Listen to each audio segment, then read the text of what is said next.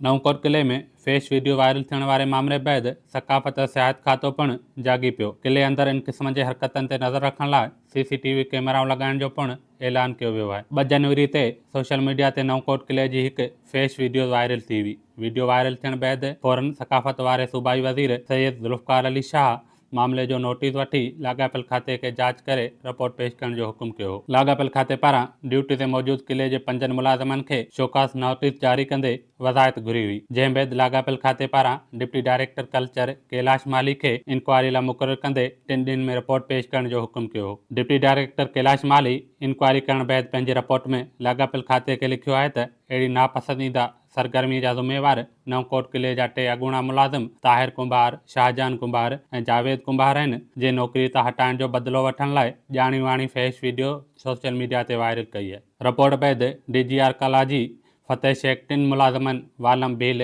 रामचंद भील ऐं प्रकाश भील खे पिणु नौकरी मां बरतरफ़ कंदे SSP थरपारकर खे ख़त लिखी चयो वियो आहे त मौजूदा ऐं अॻूणनि मुलाज़िमनि समेत 6 ॼणनि ख़िलाफ़ जांच करे कार्रवाई कई वञे। DGR कलाजी पारां ख़तम ॼाणायो वियो आहे त ताज़ो सोशल मीडिया ते गर्दिश कंदड़ हिकु फेश वीडियो खाते लाइ सख़्तु शर्मिंदगी जो सबबु बणी आहे।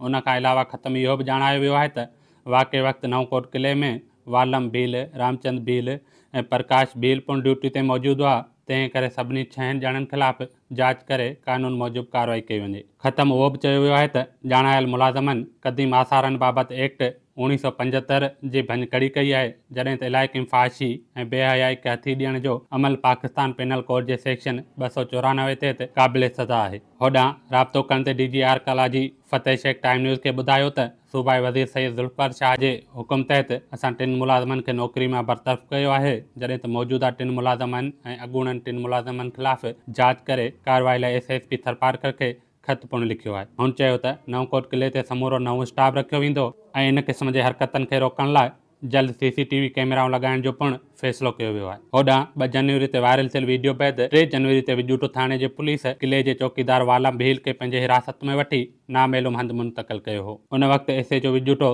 साफ़ियुनि खे ॿुधायो त वालम भील खे वीडियो वायरल करण जे इल्ज़ाम में गिरफ़्तार कयो आहे, मथस केस दाख़िल कयो वेंदो। बैदि में 5 जनवरी ते पुलिस मामले खे थधो करण लाइ वालम भील ते ड्यूटी अटका जो केस दाख़िल करे मिठी जी अदालत में पेश करे 2 ॾींहनि जो रिमांड वठी छॾियो आहे। जॾहिं सियासी समाजी धुरियुनि पारां चयो पियो वञे त नवकोट किले ऐं विजूटो थाणे जे विच में 200-300 फुट जो मुफ़ासिलो हुजण करे पुलिस व सियाहत खाते जेतिरी ज़िम्मेवार आहे। पुलिस हिन महिल ताईं असल जवाबदारनि खे बचाइण लाइ मामले खे लय मिटी करण में रुधल आहे। चयो पियो वञे त इहो वाक़ो सियाहती माॻ जी बदनामी जो सबबु बणियो आहे, जंहिंजे करे मुलवसनि ख़िलाफ़ कार्रवाई करे सियाहियुनि, सियासी समाजी धुरियुनि ऐं शहरियुनि मां बेचैनी ख़तमु कई वञे। प्यारे लोड़ियो, टाइम न्यूज़ नवकोट।